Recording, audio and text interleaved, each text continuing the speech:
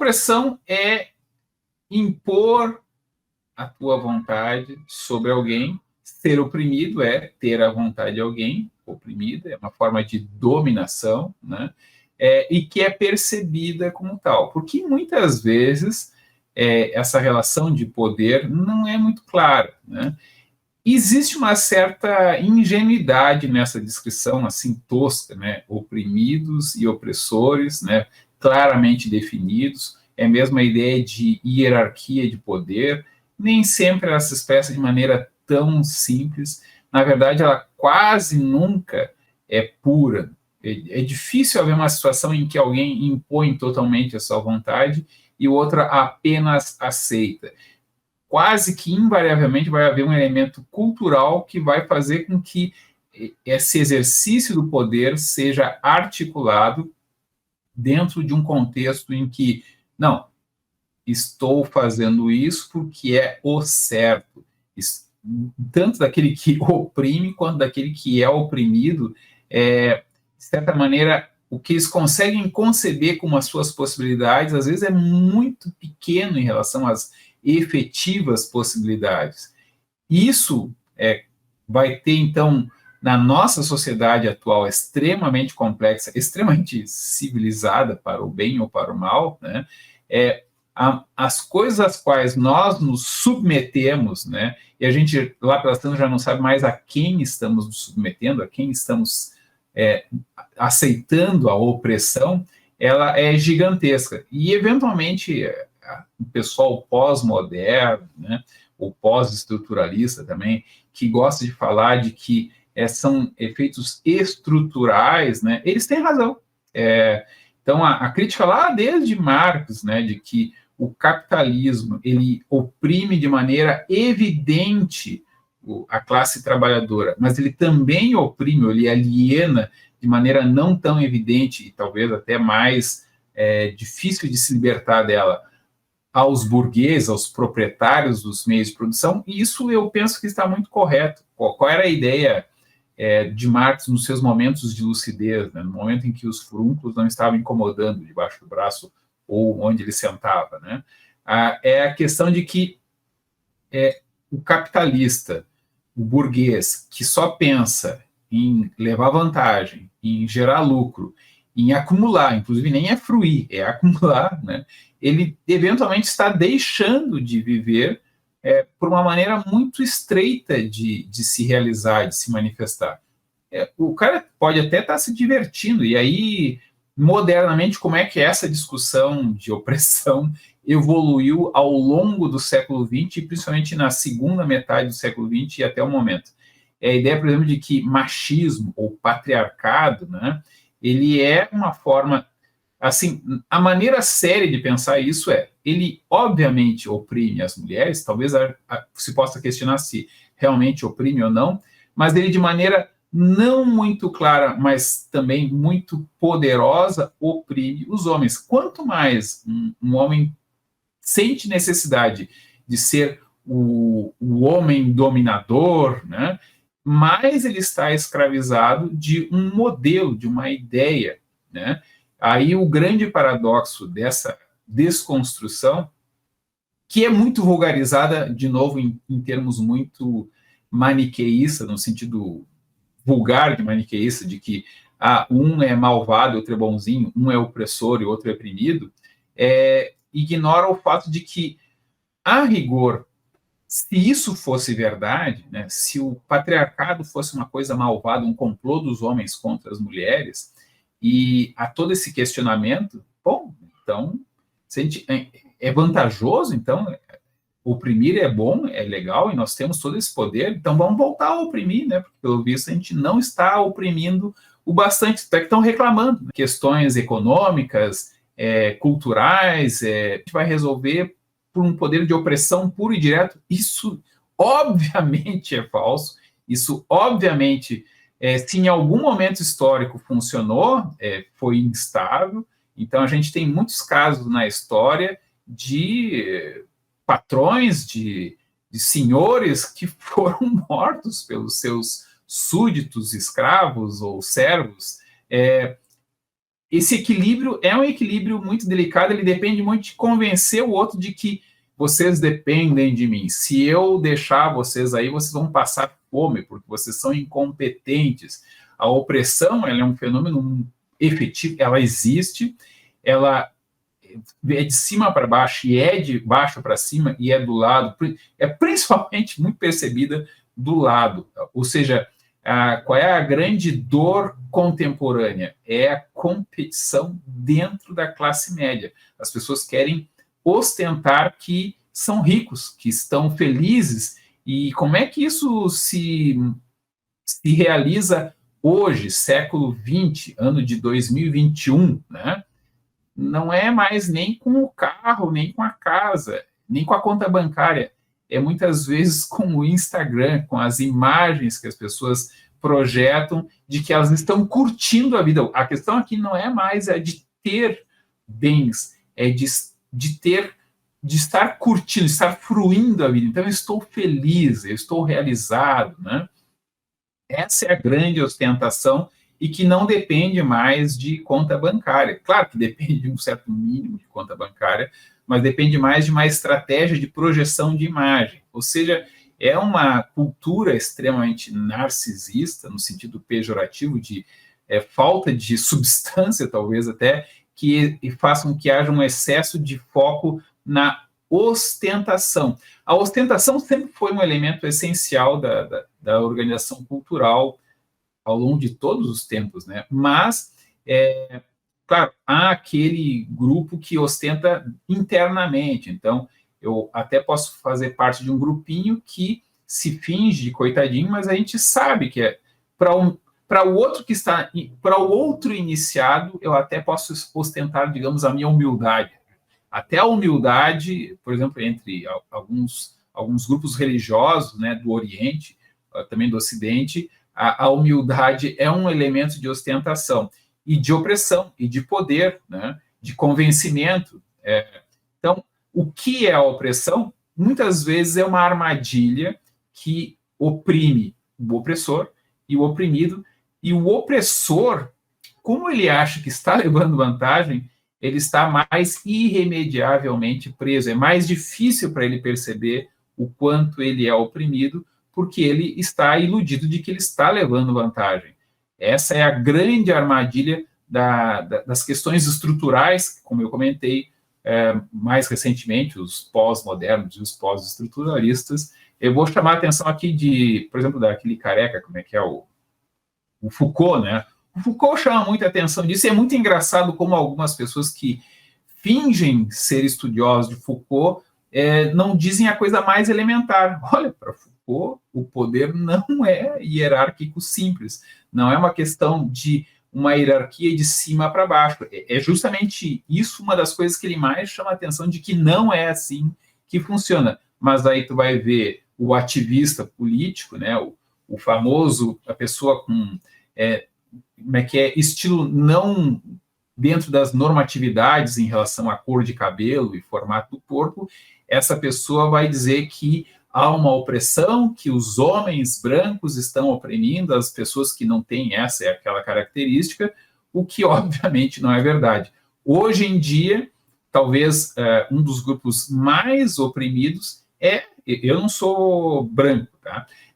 Eu sou pardo, portanto, em tese, quando era conveniente, diziam que eu era negro. Mas eu vou dizer, olha, eu começo a desconfiar que realmente os homens brancos, de olhos azuis, com exceção aqui do Aurélio, que não. Mas esses são as pessoas que são mais exploradas, porque eles têm que trabalhar, têm que carregar o piano, né? E só serve para dizer, estão aproveitando, estão explorando, estão oprimindo, né? Em parte, sim, né? Mas é que a ilusão de manter essa identidade, até para não ser atropelado, não ser o medo de linchamento nos Estados Unidos, isso agora está uma coisa muito louca acontecendo lá, e nós estamos tentando importar para cá, a ideia de que, olha, quem é o mais oprimido hoje? É aquele que nós dizemos que é opressor, e que não é mais. E que, se fosse, não estaria sendo oprimido e enxovalhado como está sendo. As relações são assimétricas, né? Elas são naturalmente assimétricas. Toda e qualquer a relação ela tende a ser assimétrica, é mais provável que ela seja assimétrica, porque nós desejamos de maneira diferente, nós temos capacidades diferentes, e principalmente na questão da opressão propriamente dita, e aí você pode pensar assim, no modelo de opressão codificado, que é a escravatura, o modelo codificado de opressão, você tem a força em potencial. Qual é a capacidade potencial que eu tenho de utilização da força numa relação interpessoal? Na escravatura ficou claro que o Estado, para além do senhor do escravo, o Estado vai dar o apoio de toda a sua força potencial, que não é pequena. A escravatura ela só existe nesses termos em sociedades complexas que envolvem estados grandes. Você pensou na África, diante do contato com o europeu, você sabe que a escravatura moderna, no sentido moderno do termo, já existia, liderada pelo Império do Mali, depois pelo Império de Songhai. Em conformidade com os impérios, com os reinos berberes do norte da África, reinos berberes e árabes do norte da África. Eram sociedades bastante complexas, estruturadas e com estados fortes.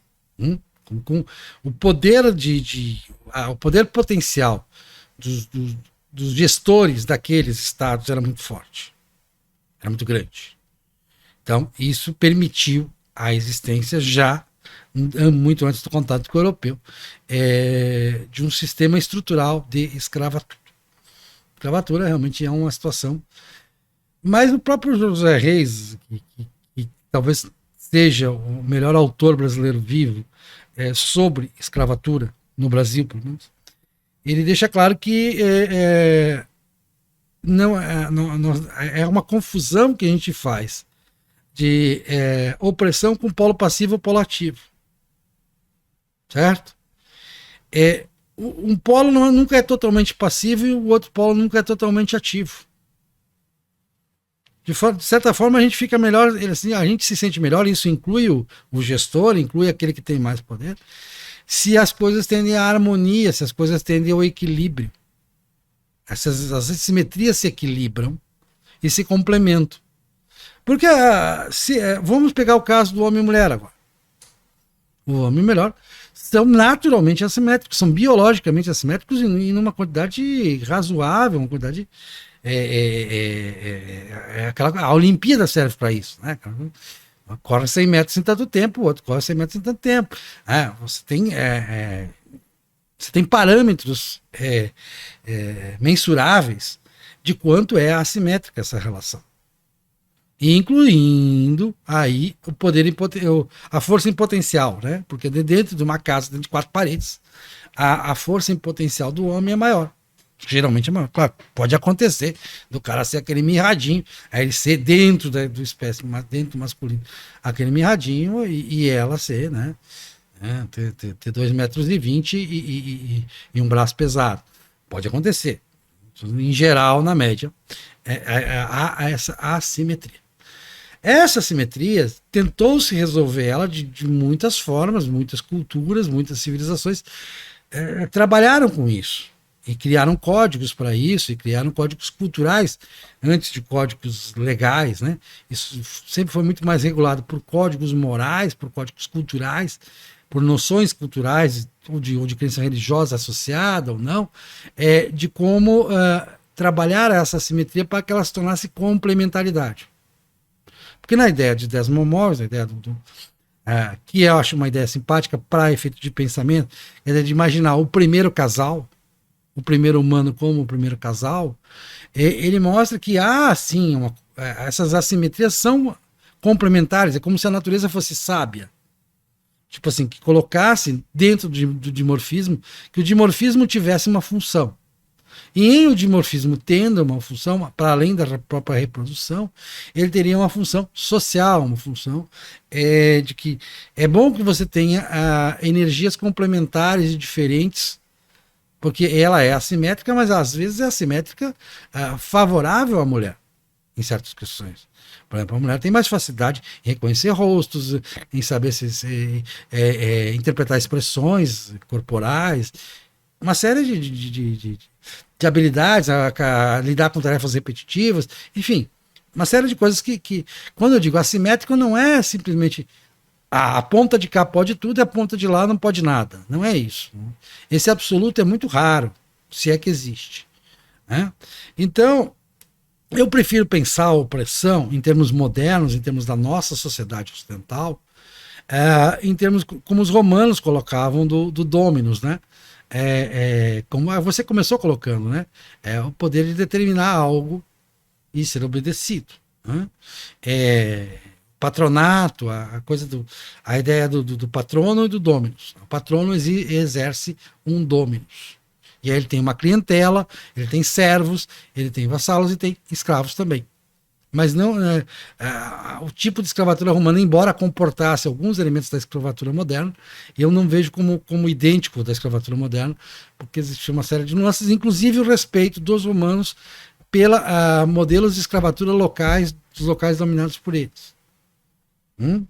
Eles admitiam certas. Não, vocês têm esse costume aqui de transformar tal pessoa em escravo, por dívida, por sei lá o que for. Nós não vamos mexer nisso.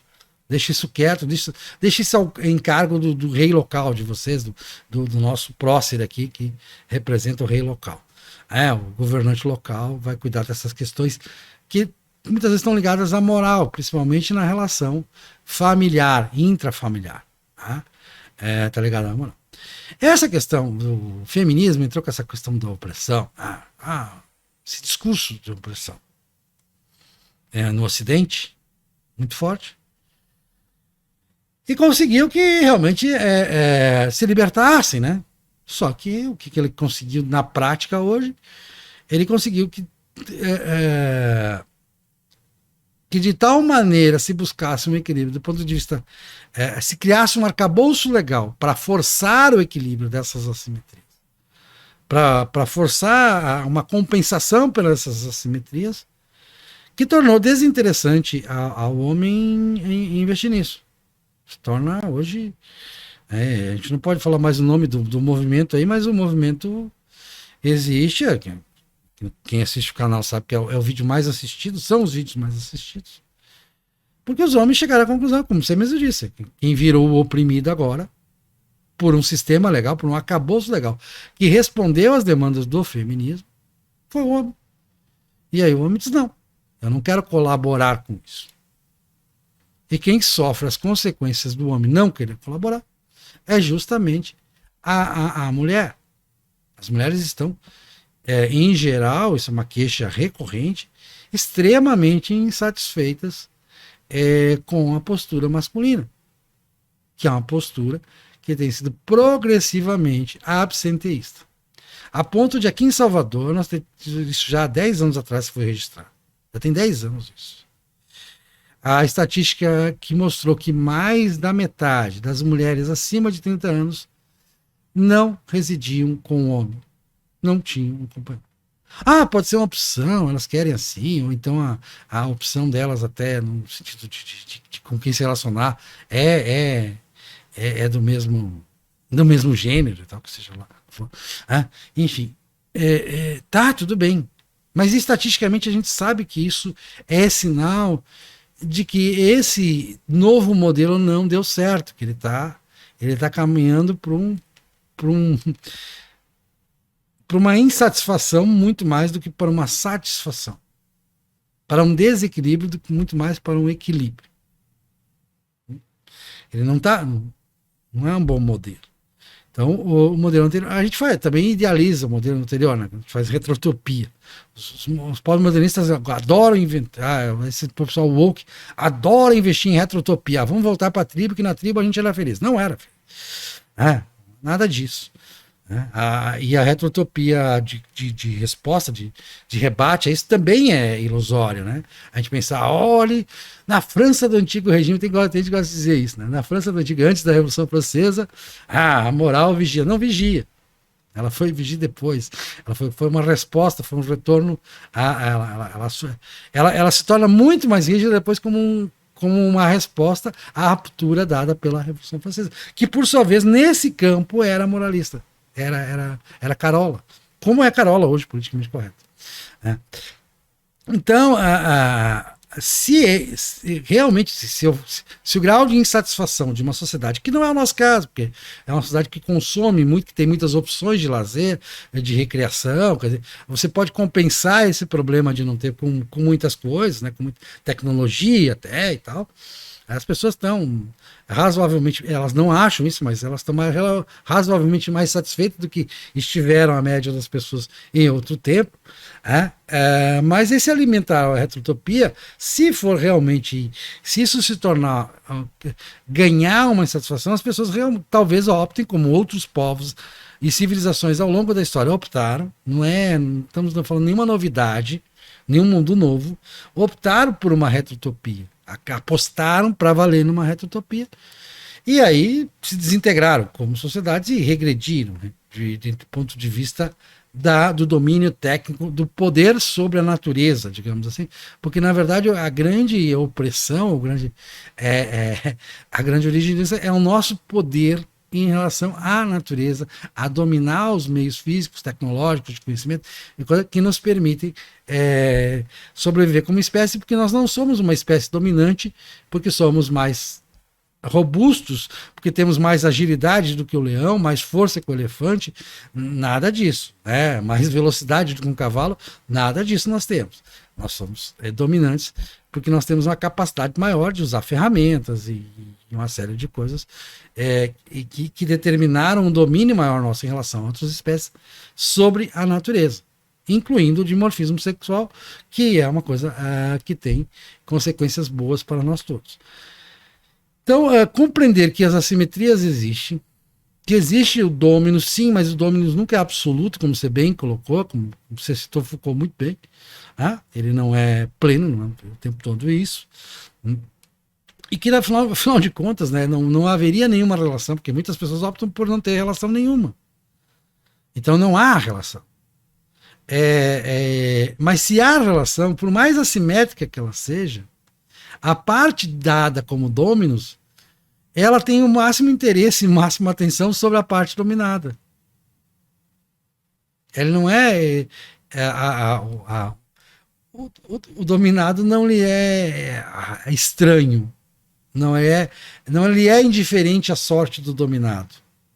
Pelo contrário, às vezes, é como você diz, né? Fica na responsabilidade dele de que o dominado se sinta confortável, que haja um equilíbrio, que haja até um reconhecimento do Dominus, um reconhecimento espontâneo. Né? O Dominus gosta muito do reconhecimento espontâneo, do seu cliente, no caso do Potentes romano, que tinha clientela, chegar e lhe prestar, só está de aniversário, grande festa, muito bem, meu Dominus é querido, meu Dominus é melhor que os outros Dominus, meus Dominus é uma pessoa muito inteligente, uma pessoa muito capaz, o poder que ele exerce é brando, me faz bem, enfim, a gente gosta de ser amado, né? Como se diz Maquiavel, é preferível ser temido que amado, sem dúvida, mas isso não exclui gostar de ser amado.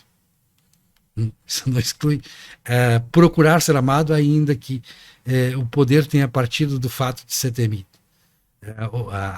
Aquele poder de exercer, de mandar, ter exercido do poder em potencial, da força em potencial. Pois é, então é isso. Eu acho que aí vem pedagogia do oprimido, ideologia do oprimido. Aí sim, aí já estamos diante de uma grande bobagem, né? Porque a gente está chamando de oprimido pessoas que não necessariamente são oprimidas. E, aliás, uma coisa que me chama a atenção no Brasil é que as pessoas que usam o tempo todo oprimido, opressor no discurso, para defender os oprimidos, para contrapor os opressores, para propor uma revolução que tire os opressores do poder, são pessoas que não são oprimidas, geralmente são servidores públicos ou pessoas que moram de alto salário, são os acadêmicos, né? O de alto salário é modo de dizer, né? Porque eles sempre vão considerar baixo, que eles gastam muito. Mas são pessoas que ganham bem, ou então eles moram com os pais, né? São a geração todinha aí que o oprimido, sim, tá. Esse é o caso, né, meu filho? Então, você não é oprimido de forma nenhuma, pelo contrário, você está oprimindo seus pais, obrigando eles a trabalhar para sustentar suas mudanças de cor de cabelo. Mas Nada contra a mudança do cor do cabelo, fica bem claro, não tenho nenhum preconceito, apenas é uma ironia cabível, né? Uma zombaria que me deixa feliz. Então, gosto de fazer essa zombaria. Pode mudar a cor do cabelo, com o dinheiro de quem, né? Pronto. Então, é claro, mas aí ele tem de ver realmente o pai como uma pessoa, porque o pai tem a força em potencial, né? De vai e te vir. Essa é a compensação por ter que aguentar o adolescente em casa com essa rebeldia sem causa. Mas essa coisa de oprimido, o oprimido real, que se diz assim, que a pedagogia do oprimido, você tem que dizer para ele que ele é oprimido, porque ele não se sente assim. Na maior parte do tempo, ele não se sente assim. Ele vê a relação dele com o Dominus como simbiótica. No dia a dia, no cotidiano, na prática, ela acaba. Ou então vê a assimetria como complementariedade, que é natural. A busca natural do equilíbrio é aceitar a assimetria como uma complementariedade. Como num casal. Eu acho maravilhoso. Eu sempre fiz a defesa aqui do casamento entre um homem e uma mulher. Mas a primeira coisa que eu digo para a mulher é: aceite a assimetria como algo desejável. Não caia no discurso feminista de que toda assimetria é ruim. De que toda assimetria é opressão. Não é. A questão da complementariedade, ela é um pouco complexa e ela tende a ser simplificada como opressão. E, de fato, a situação da mulher ela é complicada. E eu, como homem, vejo o quanto ela é... Eu não gostaria de estar no lugar de uma mulher. Mas nisso eu esqueço o quanto a mulher, às vezes, tem uma posição parecida. Ela não vai dizer isso porque hoje em dia é feio, né? Ela não gostaria de estar no lugar do homem. Né? Ou está e não está gostando. Né?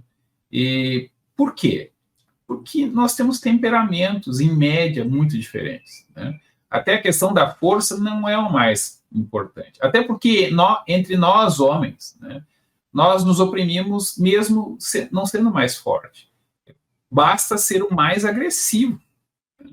Eventualmente, uma pessoa pode ter, sei lá, 30 quilos menos, e estou aqui 30 quilos de força muscular do que o outro, né? Mas ser mais agressivo, né? Ser mais assertivo, e isso já vai ter mais disposição de contrariar, até de agredir física ou verbalmente. Isso é mais importante do que ser mais forte, com certeza. Né? As opressões num grupo de homens de mesma classe social e econômica não se definem pela força. Né? Pela mesma razão, então, também, entre homens e mulheres, a diferença física e de força é muito significativa, em média, com certeza, mas a de agressividade é mais importante. E também o temperamento é muito diferente e o tipo de preocupação é muito diferente. Há elementos biológicos e elementos culturais, com certeza, que entram reforçando isso. Agora, como é que é? Retro-utopias, eu sempre brinco. Olha, em sociedades tradicionais, toda tarefa penosa, trabalhosa, difícil, que tu conseguir imaginar, ela quase certamente será papel até mesmo tabu. Não, isso só mulheres podem fazer. Então, juntar a lenha, mulher. Cuidar do fogo, mulher. Cuidar da criança, mulher. Pegar e moer os grãos, mulher. Tudo que for chato, difícil, cansativo, aborrecido, sem graça, que só aparece quando dá errado, vai ser tarefa de mulher. Então, em sociedades tradicionais, realmente, e não são os homens que inventam isso, porque, enfim, quem é que vai ensinar para a próxima geração que aquilo é coisa de mulher? Vai ser a mãe, mulher, da menina, mulher, né? Então, isso já foi observado de maneira, assim, estarrecedora na França, quando tinha pessoal que tinha a tradição daquelas terrivelmente mutilantes circuncisões femininas, que não é nada parecido com a circuncisão masculina. E aí disseram, não, mas nós não podemos aceitar isso, porque é brutal e tal, e foram discutir lá com o chefe, digamos assim, como que tribal equivalente ali dentro da comunidade europeia, vamos dizer assim. E eles, sim, realmente é horrível, mas eu não sei como fazer porque as mulheres aqui controlam isso. Nós não sabemos como mexer nisso sem que elas fiquem muito indignadas. Porque, enfim, até tu vai olhar em detalhe, a crença é, às vezes, assim, se não fizer isso, a mulher não pode engravidar, né? Não pode, enfim, e toda a ideia, elas não conseguem imaginar aquilo sendo feito sem passar por aquela coisa que para nós é muito mais do que assustador. E isso tem um elemento cultural que foi inventado por quem? Né? Porque é patriarcado querendo oprimir. Pode ser até que seja o patriarcado. Só que o patriarcado não é um complô dos homens sobre as mulheres. Tá? E isso é muito difícil de... As pessoas que acham que defendem a luta contra o patriarcado parece que tem uma dificuldade muito forte, patológica, de entender, olha, se vocês vão entrar com um discurso de questões estruturais, vocês não podem fulanizar e dizer que os homens estão oprimindo as mulheres, porque aí é o contrário do que vocês estão defendendo. Ou, na prática, o que eles estão fazendo? Quando convém, vão para polarização, é a guerra contra os homens, quando convém, dizem que é estrutural. A coisa mais normal do ser humano talvez seja isso, né? Esse oportunismo argumentativo. Mas, em relação a capitalismo, em relação a até mesmo escravidão, tem esse elemento de... o Hegel, né, discute a questão lá da dialética do senhor e do escravo. Um depende que o outro reconheça o outro daquela maneira. Então, se o senhor não é reconhecido pelo escravo, do seu senhor, quem é que tem a força física? Né? Claro que a gente vai dizer, não, mas conforme a situação, armas só vão ser portadas pelos senhores, aí a gente volta. Não é a questão da força, é a questão da agressividade e de uma certa legitimação. Né? Bom, eu vou fazer aqui uma diferença importante. Né? Bom, o escravo, ele meio que se define assim mais formalmente como aquele cuja vida pode ser disposta pelo seu dono, vamos dizer assim. Né? Então, diferença entre aquele cuja vida eu posso sacrificar ao meu bel prazer, talvez eu não possa ser cruel com ele, porque nós, por exemplo, temos pets, né? Então, eu não tenho a obrigação de manter o meu pet vivo, eu tenho a obrigação de mantê-lo confortável.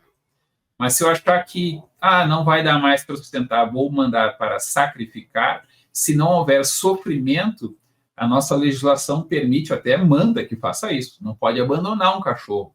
Tu pode mandar fazer eutanásia no cachorro. Talvez se possa questionar e dar mais direito aos pets, assim como já se tem tentado dar, por exemplo, para chimpanzés. Na verdade, aí são animais silvestres, mas, enfim, tu não pode fazer a mesma coisa com alguns animais que pode fazer com outros, né? A lógica fundamental é que não pode submeter a maus tratos, mas a gente faz coisas horríveis para a nossa conveniência com os nossos queridos pets. Não vou entrar em detalhes porque eu não gosto de falar disso, mas a gente faz. E até diz, quem gosta, faz, né? Ok.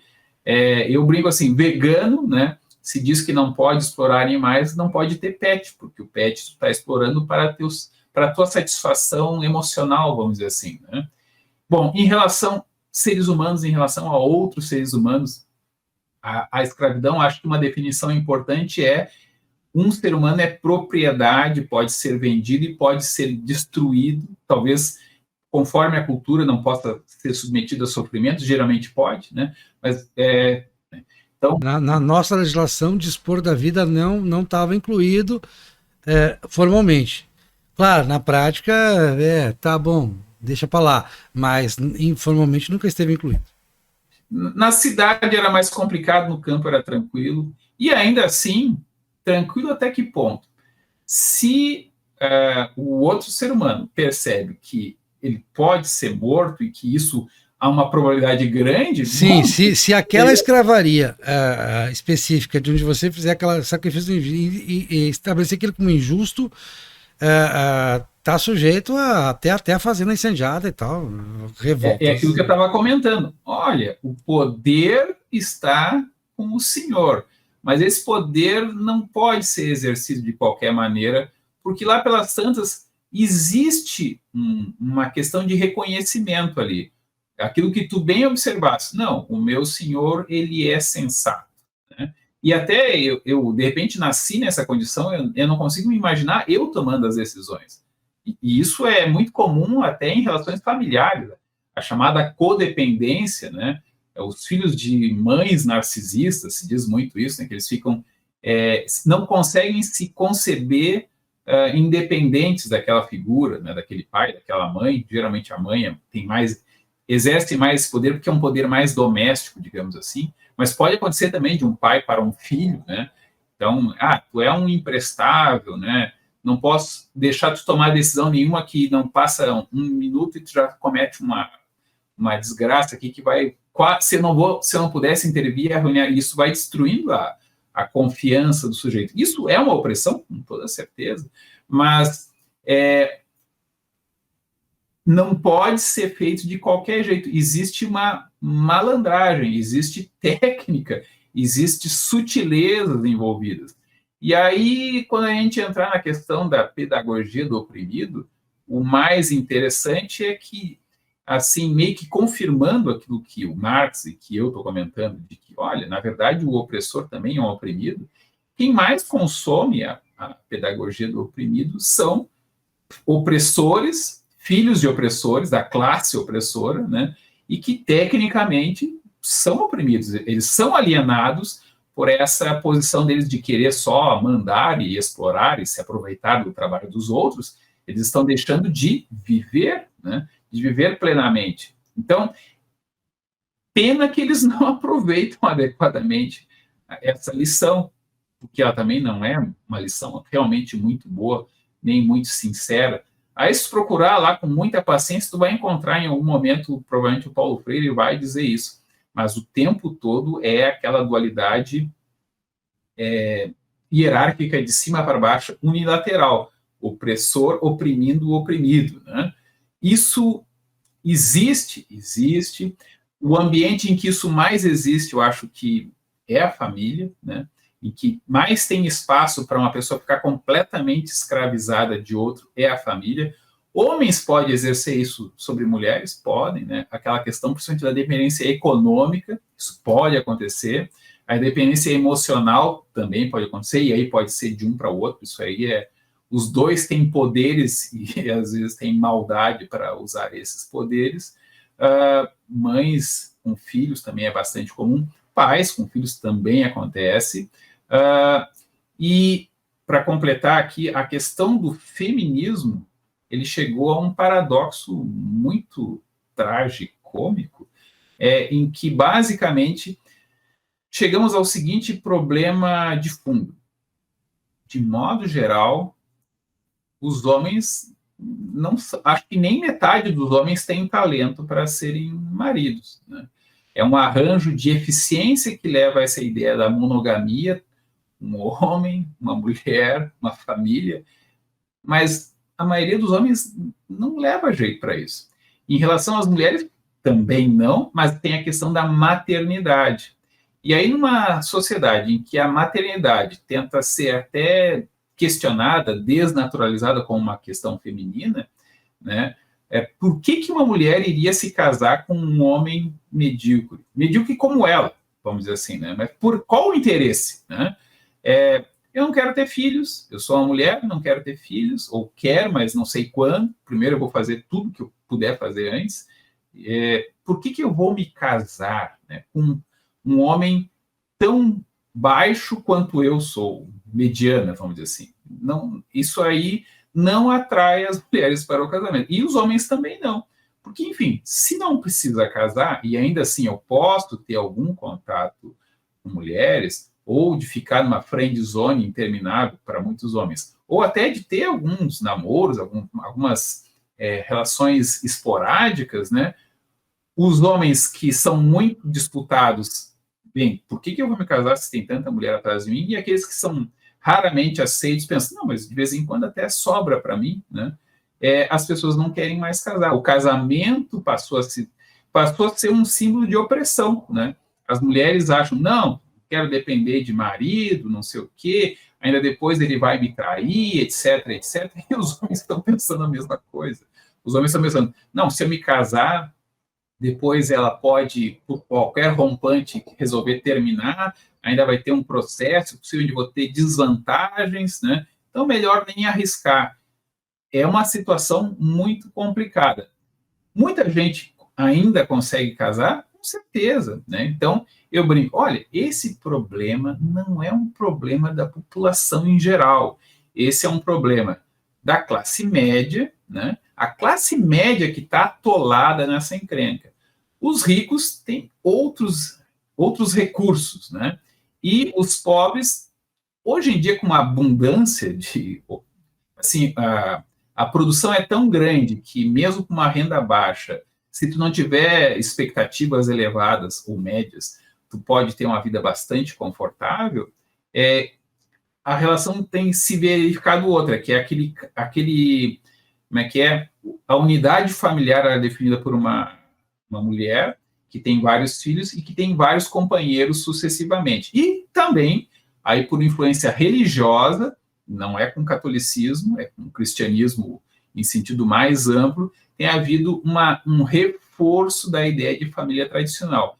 E o que o pessoal mais tem ódio e nojo, como diria o Ulisses Guimarães em relação à ditadura, o que a elite intelectual de esquerda tem mais ódio e nojo é do cidadão de bem, do pobre de direita, e que por esse descolamento, essa inorganicidade das discussões de esquerda, parece que tende a ser a dominante. E aí, exatamente, até porque, só me permite um parênteses, o chamado pobre de direita é porque aquele arcabouço legal preparado para o feminismo, para acabar com o homem, ele não consegue, ele é ineficaz contra o pobre. Porque o homem pobre não é atingido por ele. O juiz não vai chegar para o homem pobre e dizer, agora você tem que pagar 50 salários mínimos de pensão. Ele não ganha nenhum salário mínimo, então não adianta.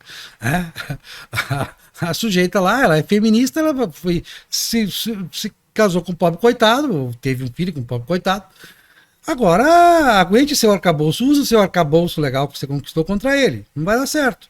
Então, no fundo, vai haver uma conformação maior entre os pobres para a recuperação. Até aí, intermediada pelo cristianismo, pela ação comunitária das igrejas, mais as evangélicas, vamos dizer, porque o catolicismo hoje está dominado por, incluindo o Papa, está dominado por pessoas que são absolutamente anticristãs, são contrárias a qualquer princípio de família, de cristianismo, de qualquer coisa, acreditaram nessa pedagogia do oprimido e estão lá mandando. Então os evangélicos tomaram conta, né? Agora, já que eu interrompi, a questão da pedagogia do oprimido. Muitas vezes o oprimido só se dá conta que é oprimido se alguém disser para ele que ele é oprimido, principalmente se o opressor disser para ele que ele é oprimido. A relação entre o professor e o aluno, ela é assimétrica. Não só como poder, como pelo próprio argumento da autoridade, né? Eu sei, eu estou mandando vocês fazer isso porque eu sei, porque eu conheço mais do que vocês estão aqui aprendendo, eu estou aqui ensinando. E, de repente, com Paulo Freire, os professores do Brasil passaram a dizer para as crianças na sala de aula, ó, vocês são oprimidos. Tá? Não diziam que eram oprimidos pelos professores. Mas daqui a pouco os estudantes, eu participei disso, passou um tempinho, os estudantes começaram a se organizar, suas entidades, seus grêmios estudantis e passaram a dizer, abaixa a opressão. E isso incluiu o professor. E aí não tem mais disciplina, não tem mais nada. Certo? Não tem mais. A assimetria não se manteve, a autoridade não se manteve, o argumento de autoridade caiu. E aí caiu o rendimento daquele ensino. Porque não, esse argumento de autoridade ele tem de ser mantido, ainda que ele seja pro forma, ainda que ele seja questionável, porque senão não tem transmissão do conhecimento. Se você não puder cobrar, você é professor, sabe disso. Se você não tiver nenhuma forma de cobrar, tá, pode ser até que funcione com filosofia, sei lá, mas em matemática não vai funcionar, por exemplo. Né? Eu acho que não vai funcionar. A história das sociedades é que quem tem o primeiro lugar no PISA são sistemas educacionais bastante opressivos, como os da Coreia do Sul e da China. Ai de você se não estudar, se não tirar nota na prova. Né? Então, isso é uma autoridade, isso é uma força em potencial e tudo mais. Aí está a pedagogia do oprimido. Né? Você disse pro cara porque ele é oprimido, ele acreditou, claro, vai acreditar. sentir autoridade, pode ser isso para ele. Ele até gostou, acha que é como? É uma condescendência que você diz, né? Olha, você é oprimido, coitadinho de você. Sim, as pessoas gostam que se passe a mão na cabeça delas. Né? Elas tendem a gostar disso. Não deveriam, mas gosto. Enfim. Mas às vezes a gente inventa oprimidos pelo discurso. Eu vou retomar a questão da família, mas pegando a questão do oprimido, do Paulo Freire, do estudante oprimido, de classe oprimida por um professor que representa uma classe opressora, né? É engraçado como isso surgiu primeiro na França, em maio de 68, era uma revolta dos estudantes, porque o sistema educacional era muito opressor, né? Começou assim. Claro que foi inundado por outros assuntos, é mais ou menos com as nossas recentes manifestações de junho de 2013, né? Começou pela questão do ônibus, o aumento do ônibus, e acabou querendo acabar com a corrupção no Brasil, e aí cansaram e parecia que tinha simplesmente acabado. Teve consequências profundas, houve mudança legislativa em função daquilo, e isso vai ter uma série de desdobramentos, que eu não vou entrar em detalhes aqui. Mas, em relação ao Ocidente, maio de 1968, e o ano de 1968, que é o ano que eu nasci, né? Então vai ter repercussões nos Estados Unidos, na França, no Brasil, diferentes, mas é uma questão do espírito do tempo que estava pipocando ali, né? E a partir dali nós temos muito reforçados a questão contracultural, a questão do feminismo. Vamos ter, assim, uma espécie de amadurecimento do efeito da pílula anticoncepcional. Tudo isso vai ter ali, naquela época, uma espécie de ponto de virada, que não foi nada claro quando estava acontecendo. Então, as pessoas que passaram por isso em 1968, de modo algum, tinham ideia do que estava acontecendo. A gente tem que tomar muito cuidado com esse olhar retrospectivo, que agora é fácil de dizer que foi ali que houve um ponto de virada. Na época não era nada claro o que estava acontecendo. Hoje em dia, talvez estejam acontecendo muitas coisas que não é muito claro, não é nada claro para nós. A minha percepção é de que a gente está numa situação de tamanho exagero de algumas coisas, que a tendência é haver um refluxo muito forte. Posso estar enganado, mas é uma tendência que eu tendo a ver, né? E nessa questão de opressão, eu acho que realmente a ideia aqui não é uma retro-utopia, porque não é que antes era melhor, depois ficou ruim. Não, foram mudanças na sociedade, situações novas surgiram, né? Algumas coisas que funcionaram até 1968 passaram a não funcionar mais, né? As soluções geraram novos problemas, não quer dizer que tenha sido pior, são alterações talvez necessárias, talvez inevitáveis, né? E, claro, mesmo hoje, né, essa ideia do casamento, eu não consigo imaginar a classe média voltando a se casar direitinho, porque ficou muito caro, nem ter filhos. Eu não consigo imaginar, talvez, assim, as pessoas que eu conheço mais de perto, eu penso, realmente, não vale a pena se casar e ter filhos, porque o custo é muito desproporcional aos benefícios e às expectativas. As expectativas são muito malucas. Acho que esse é um grande problema. Por que os pobres conseguem ter filhos e conseguem educá-los e os filhos passam a ganhar mais do que os pobres? A classe média está estragando seus filhos. E olha que o médico consegue fazer com que os seus filhos façam medicina, mas esse jovem não tem um futuro tão brilhante pela frente quanto o pai dele tinha. Não de que ele seja menos inteligente ou menos capaz, mas as oportunidades são diferentes e são piores, e as expectativas são muito desproporcionais. É como se só visse pela frente uma tendência a piorar. Nunca vou ser tão rico, tão bem-sucedido ou tão destacado, porque no final das contas se tornou comum, né? Aquilo que era um destaque há 50 anos, hoje em dia é comum. Até se brinca que, voltando à questão do feminismo por aí, olha, algumas profissões que exigem muita dedicação, muito estudo, muita decoreba, muita disciplina, quem é que está dominando? São as mulheres. Então, Quem é que passa mais em concurso para juiz? Daqui a pouco, se já não agora, são mulheres. Quem é que passa para o vestibular de medicina? São mulheres. Aí se diz, olha, historicamente, quando as mulheres dominam uma profissão, ela tende a ter diminuição de ganhos. Por que isso? Em parte pela ideia de que a mulher vai trabalhar em meio período, né? Não é que ela ganhe menos por mesmo número de horas trabalhadas. Como ela tem uma função na família que, mesmo ela não tendo filhos, envolve visitar os doentes da família, acompanhar os doentes da família, acompanhar os doentes que vão frequentemente ao médico, que geralmente são mulheres. Achar que a casa precisa de reforma.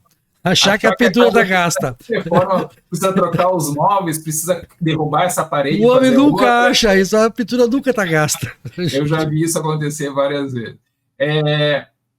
Geralmente são mulheres. E aí, isso aqui não é uma coisa negativa. A questão é, olha, esses seres humanos tão diferenciados, que têm tantos outros valores da vida que elas precisam expressar com tanta constância, elas, obviamente, não podem trabalhar o mesmo número de horas, porque o dia tem só 24 horas.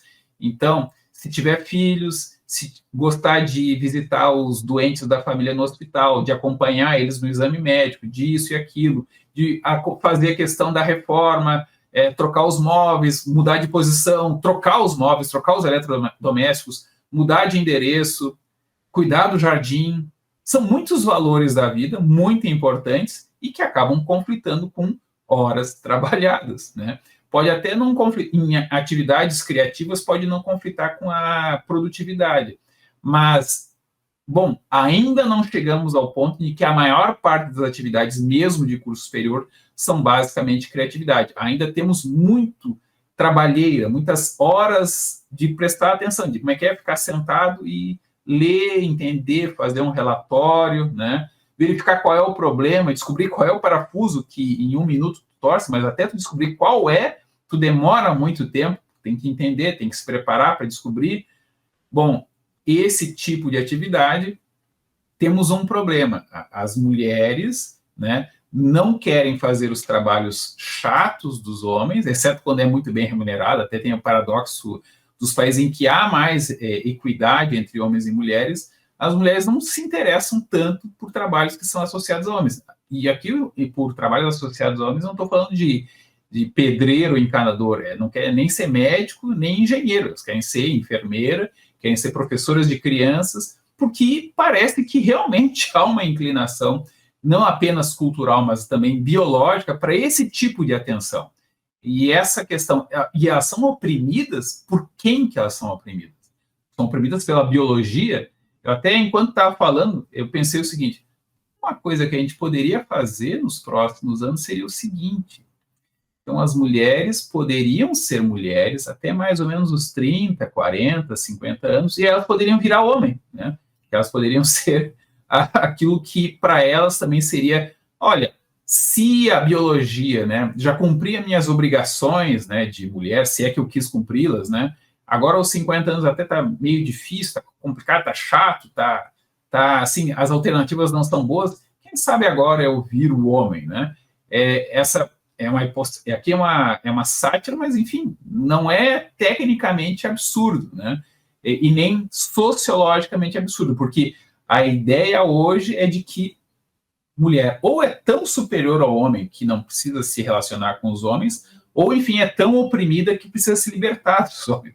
Essa situação, eu até concordo com as mulheres, porque eu sempre digo, olha, monogamia foi uma invenção dos homens medíocres, homens que nem eu, por exemplo, né, que normalmente ficariam ali para guerreiro, para ser bucha de canhão, né? Não é o guerreiro porque é forte guerreiro, não, o guerreiro é porque é o cara cuja vida é extremamente dispensável, né? Não é, a organização humana, tu fala aí do primeiro homem, a primeira mulher, a primeira família, eu não vejo de maneira tão burguesa, né? Não, a tese é do Desmond Morris, Sim, mas eu entendi a tua referência, eu estou dizendo, eu não a vejo dessa maneira tão equilibrada. O mais provável, se a gente quiser fazer, sei lá, uma especulação antropológica, é de que fossem grupos humanos, sei lá, grupos de 15, 20, 30 pessoas, né? E aí dentro desse grupo eu duvido que eu fosse uma coisa assim muito igualitária. Aí tem autores que vão defender a poliginia como um modelo predominante. Porque que tem realmente. uma série de problemas, mas é uma estrutura de poder, até assim, quando se fala em poliginia, não quer dizer que os outros homens não tivessem nenhuma chance, mas não eram os esposos, né? Não eram aqueles que tinham reconhecimento social. E hoje em dia eu acho que é muito evidente, né, de que muitos homens que se dizem revoltados, que as mulheres modernas são feias, bobas e malvadas, ou são bonitas, mas não vale a pena, na verdade eles nem têm chance, né? As mulheres não estão interessadas neles. Eles não precisam acordar para isso e se proteger. Vocês não correm o menor perigo, vocês nem se arriscam a correr riscos, né? Então, isso é normal.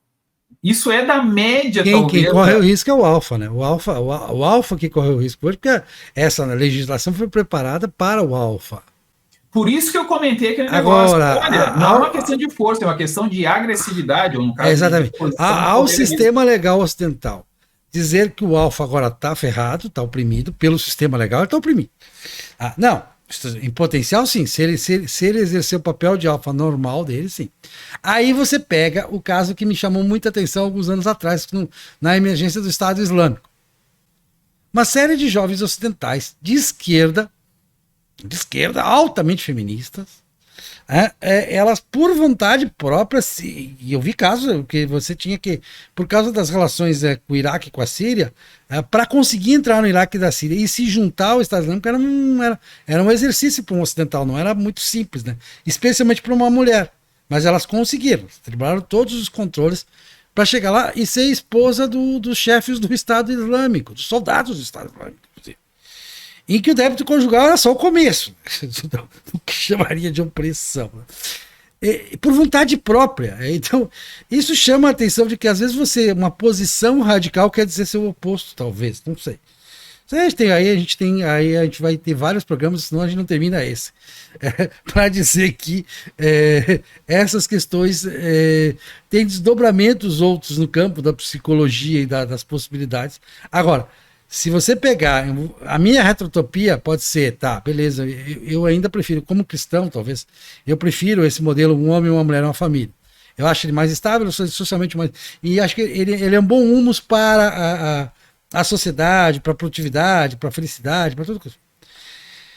Aí ele é medido, historicamente, não vale o número de casamentos, vale a questão da legitimidade. Quanto percentual dos filhos são legítimos? A França tem estatística para isso desde os primeiros reis, desde antes de Luís XIV tinha estatística para isso. Porque a igreja controlava muito, né, os mosteiros. A França foi o primeiro lugar a se organizar nesse sentido, né, dessa contabilidade. E aí essa contabilidade francesa aponta o seguinte, ó, antes da Revolução Francesa eram uns 30%. Depois da Revolução Francesa baixou um pouquinho. Não aumentou, não. Baixou. A impressão de que aumentou não é verdade. Aí a reação montanhista, né? Ultramontana. A reação ultramontana à Revolução Francesa foi forte, porque o Joseph de Maistre influenciou toda uma geração. E ele teve grandes desdobramentos na França. Eu adoro o Joseph de Maistre, mas não quer dizer que eu concorde com tudo com ele, mas eu gosto muito dele.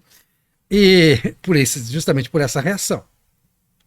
Ela vai chegar ao auge em 1970, porque a de 68 não teve tempo ainda de influir na estatística, em que ela é só de 7% a legitimidade. Em 1970. Aí ela volta a subir. Agora deve ter subido, eu não lembro, não sei qual é o último dado estatístico, mas certamente já subiu, até pela presença islâmica na França. Deve fazer subir isso. Ou não, sei lá. Os islâmicos controlam isso dentro do sistema de família deles, né? Que não tem ilegítimos. Ou não registro também, porque também o islâmico está vivendo. A vida que o islâmico vive na França não é aquela vida que ele projeta, né, com o ideal do Maomé, não. Não é bem assim. Até porque no norte da África você tem uma laicidade, o grau de laicidade hoje, Tunísia, Argélia, Marrocos, é altíssimo. Um dos motivos de existir extremismo islâmico é porque eles estão vendo a coisa desaguar completamente, onde você passa a ter um certo grau de liberdade, um certo grau de usufruto, como nesses 3 países, no Maghreb, como se diz, né? No Maghreb, já está se falando uma laicidade próxima da laicidade do Ocidente, mais desenvolvido. Aí pronto, aí complica, né? Aí os caras começam a ficar sem saída. Mas então, voltando, a minha retrotopia é uma trivia de metro, sim. E eu acho que sim. Eu acho que a gente podia voltar um pouquinho no tempo, aí era talvez uma boa retrotopia para nossos tempos. Ou seja, estabelecer, mudar o arcabouço legal, retroagir o arcabouço legal, para privilegiar o casamento indissolúvel. Insolúvel, claro, sempre fazendo a ressalva que a igreja sempre fez a essa indissolubilidade. Indissolúvel já está na Bíblia, inclusive no Novo Testamento, em São Paulo, indissolúvel desde que, claro, não envolva casos graves de violência, de perda da condição de ser um companheiro minimamente aceitável para o outro. Isso nunca esteve em questão.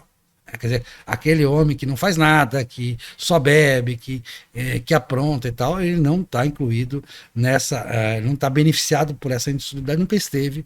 As pessoas se iludem com isso, achar que a igreja obrigava. Não obrigava. Tentava corrigir o sujeito, mas tinha um momento que ele não corrigia mais, e inclusive ele até às vezes parecia morto, né? Providencialmente, né? E quando tinha guerra, então era uma benção, né? Porque você mandava esse cara na frente, esse cara realmente tinha que carregar a bandeira, era bom para o país, para todo mundo que ele carregasse a bandeira. Que bom que ele foi. É isso. Então, a grande questão é: quem defende a opressão? Que opressão ainda nos oprime? Isso é uma questão bastante complicada. Assim, em termos de opressão violenta no Ocidente, o que mais exerce a opressão violenta são os movimentos contra a opressão, né? E, claro, o espaço que esses movimentos criam, às vezes, de, ok, vamos nos retirar, né? Aí sim, aí cria quase que feudos, né? Cria gangues. E aí é aquele meu modelo, né? Olha, o modelo não é o homem, a mulher e a família.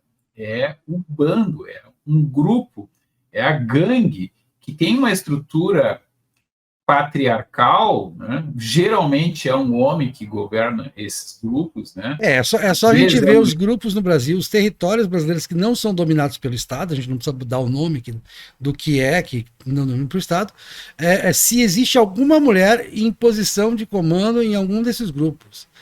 Absolutamente zero, a não ser que ela tenha recebido uma procuração do chefe, o chefe está preso, não, obedeçam ela. Fora isso, é poder delegado. Fora poder delegado, não existe um único caso de comando não patriarcal estrito. E absolutamente, aí não tem esse negócio, vá na vara de família se queixar que não está fazendo isso, está fazendo aquilo. Não vai.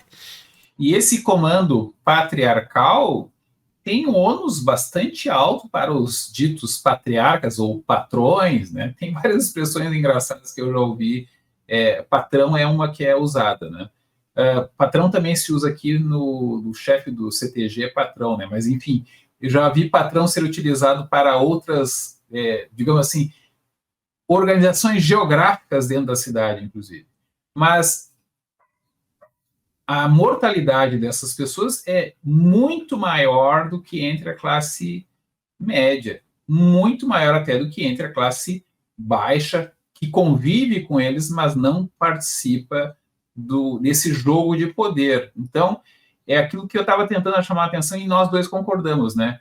É a disposição de correr riscos, e riscos muito elevados. Claro que se o cara chega aos 30, 35 anos, pode ser que ele tenha sido selecionado pelo ambiente, pressões seletivas de bom senso, agora ele tem uma boa chance de chegar aos 50, e chegando aos 50 tem uma grande chance de chegar aos 80, etc. Mas, para o jovem de, sei lá, 15 a 22 anos, então, adolescente ou jovem adulto, há ali um divisor de oportunidades muito grande que não tem a ver tanto com opressão, tem a ver com temperamento, tem a ver com disposição quase que visceral de correr riscos, né? É aquilo que antigamente se dizia, né? O cara tem determinadas glândulas, né? Muito, muito predominantes. Não é que seja uma glândula, tudo mais, mas enfim, a maneira como ele responde a certas descargas hormonais vai nesse nicho de correr riscos, e aí alguns se dão terrivelmente mal, morrem basicamente, e outros acabam ascendendo a posições de dominância, de comando, né? Isso é para todos? Bom, não é para todos os homens, e para muito menos mulheres ainda, isso é atrativo. Quer dizer que não tem capacidade? Não, de modo algum, talvez até fossem melhores, só que elas não querem isso, né? E acho que é uma escolha normal, né? Uma escolha comum, é uma escolha razoável. Sempre houve espaço, aliás, com exceção de, sei lá, de sociedades realmente muito opressoras, como, por exemplo, a grega, né? Para o caso destacado, sempre houve espaço até para a minoria étnica, religiosa. As pessoas com grande destaque se destacam. Claro que muitas são reprimidas e desistem, são quebradas no processo. O processo, sei lá, de mineração de diamantes, né? O mecanismo é feito para buscar o mais provável. Então, nesse processo, é quase certo que ele vai destruir algumas gemas gigantes. Então, é muito mais difícil hoje aparecer uma gema gigantesca de diamante, porque a maneira como o diamante é processado acaba destruindo gemas muito especiais. Você poderia fazer essa crítica ao nosso sistema industrializado, inclusive de produção de subjetividades, como diriam os pós-modernos, né?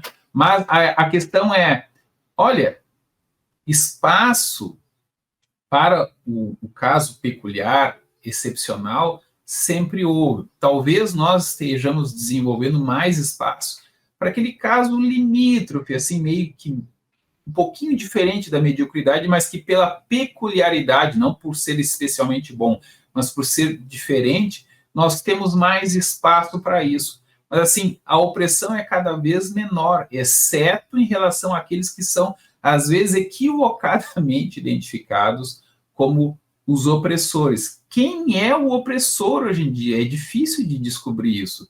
E eu posso estar sendo atento àquilo que me oprime, né? Eu acho que aquele que luta muito contra a opressão, hoje em dia, é a pessoa que mais provavelmente no meu cotidiano eu vou encontrar me oprimindo. E eu nem sou opressor, né?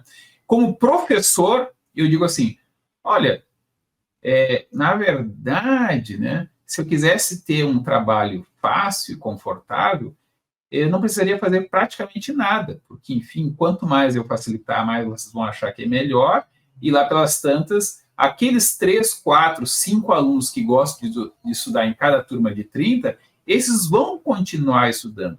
O meu trabalho, a trabalheira do professor, é com aquele aluno que não está totalmente perdido, que até com algum estímulo ele vai estudar, mas se não tiver o estímulo, se não tiver a cobrança, ele não vai estudar. É para isso que serve o professor. O professor não serve para ensinar o bom aluno. O bom aluno, ele vai procurar, ele vai perguntar para o professor, vai pedir mais tema de casa.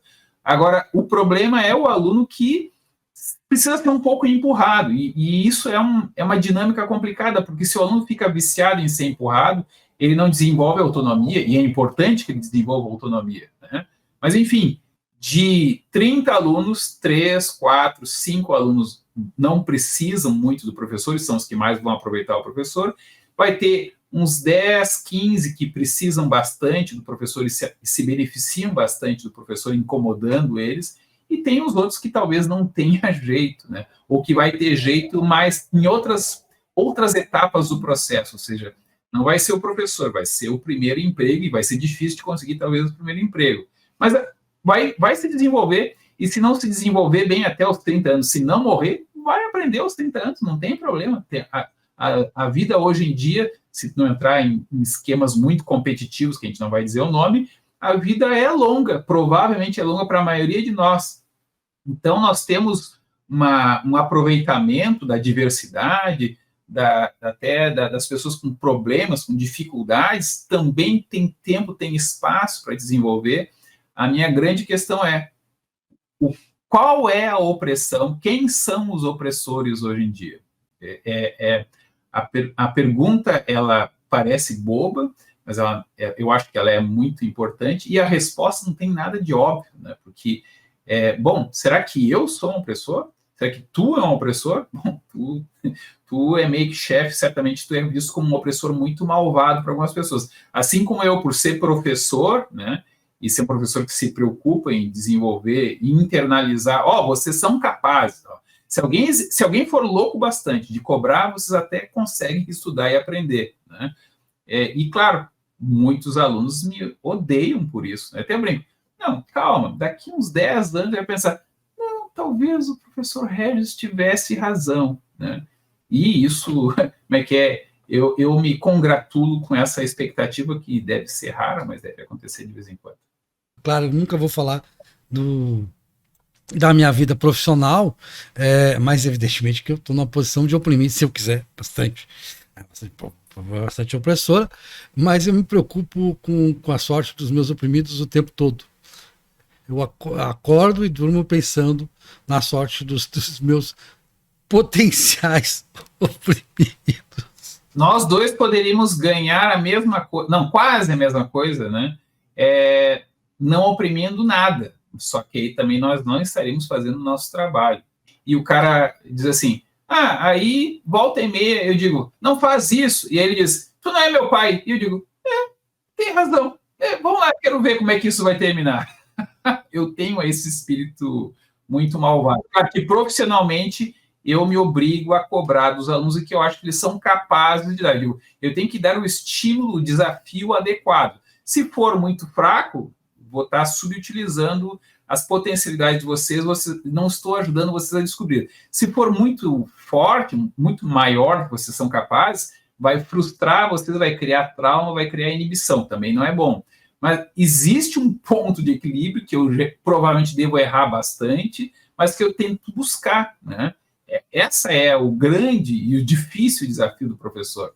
O conteúdo geralmente é uma coisa muito simples, muito banal até, para o professor mais que para o aluno que não conhece, né? Questão de exercer o poder, eu posso exercer o poder sendo bonzinho, até mais fácil e mais perigoso, né? Agora, ser honesto, ser claro, é claro que me dá a autossatisfação, até talvez ilusória, né? Mas eu tenho a sensação de que eu estou fazendo meu trabalho. Eu tenho a sensação de que meu trabalho é importante. Eu tenho a sensação de que meu trabalho não é, eu não sou um parasita servidor público, né? Que também pode até ser que eu esteja equivocado. E aí agora, para concluir a minha fala, né?